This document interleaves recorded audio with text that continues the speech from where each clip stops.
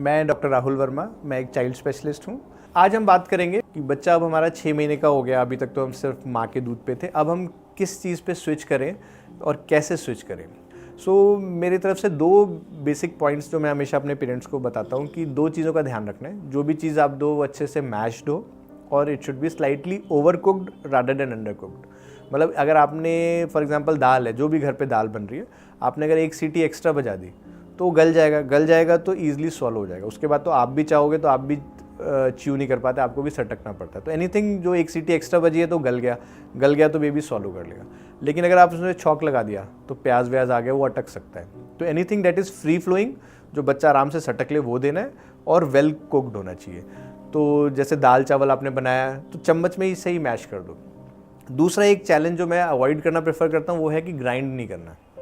सबसे बड़ा चैलेंज है, पेरेंट्स छन्नी से छान के या ग्राइंड करके या बिल्कुल लिक्विड करके देने लगते हैं। उससे 2 चैलेंजेस रहते हैं। एक तो हमारा पर्पज़ ही नहीं सॉल्व हुआ, अगर लिक्विड ही हमें देना था तो हम तो दूध दे ही रहे थे। अब बच्चे की ग्रोथ बढ़ गई है, पेट का साइज़ चेंज नहीं हुआ, तो इसलिए हमें सेमी सॉलिड पे स्विच करना है ताकि ग्रोथ और न्यूट्रिएंट ज़्यादा जा सके। दूसरा है, अगर आप बहुत ही ज़्यादा छान के या ग्राइंड करके खाने की आदत डाला दोगे तो बहुत बड़ा चैलेंज आएगा। आप 4-4 साल तक नॉर्मल पे स्विच नहीं कर पाओगे। वी हैव सीन कि लोग घर पे कहीं मैरिज में जा रहे हो तो घर से बना के ले जाते हैं कि वहाँ कैसे खाएगा। सो अगर आप 6 महीने ऑनवर्ड ही बच्चा अपना दाल चावल properly well cooked well mashed खा सकता है।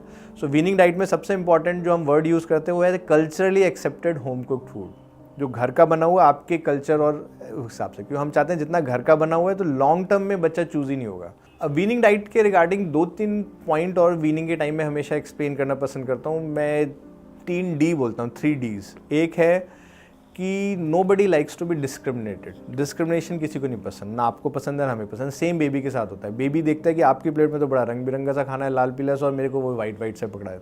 तो वी ऑलवेज लाइक कि खाना शुड बी सिमिलर। तो जो आपके घर पे दाल बनी है वही आपने निकाल ली छौंक लगाने से पहले, चावल वही हो गया, सब्जी कोई भी बनी है उसमें आलू होगा, आलू अच्छे से मैश करके, तो it should look like similar.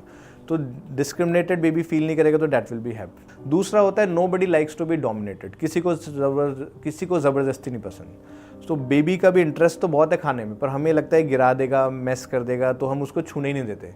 आप जस्ट अपने आप को इमेजिन करो, आप किसी रेस्टोरेंट में गए, 2 वेटर आया, उन्होंने हाथ पकड़ लिया और एक सीधा मुंह में ठूसने लगे, तो हाउ विल फील। तो सेम एग्जैक्टली बेबी को फील होता है। Baby also want to touch, feel, smell और फिर खाना चाहता है। आप उसको इंडिपेंडेंस दो, try to give them hand food, या आप खिचड़ी लेके आए हो तो एक छोटा सा प्लास्टिक का स्पून उसको दे दो, वो इन्वॉल्व करके खाएगा, सो वो ज़्यादा बेटर खाएगा। नहीं तो आप डोमिनेट ज़्यादा देर नहीं कर पाओगे और फिर बच्चे में एवर्जन हो जाएगा खाने को लेके। और तीसरा हमें ये देखना होता है कि एक साथ बैठ के खाएं। जो भी खाना बन रहा है, ऐसा नहीं कि पहले बच्चे को निपटा देते हैं फिर बैठ के खाएंगे, तो बच्चे में एक हैबिट नहीं डेवलप होती। अगर हैबिट तभी डेवलप होगी जब हम साथ बैठ के खाएंगे। एक प्लेट आपकी, एक प्लेट बच्चे की, एक प्लेट, ताकि उसको एक कॉन्सेप्ट डेवलप हो कि वो एक इंडिविजुअल आइडेंटिटी है, सब खाना खा रहे हैं, मुझे भी खाना खाना है।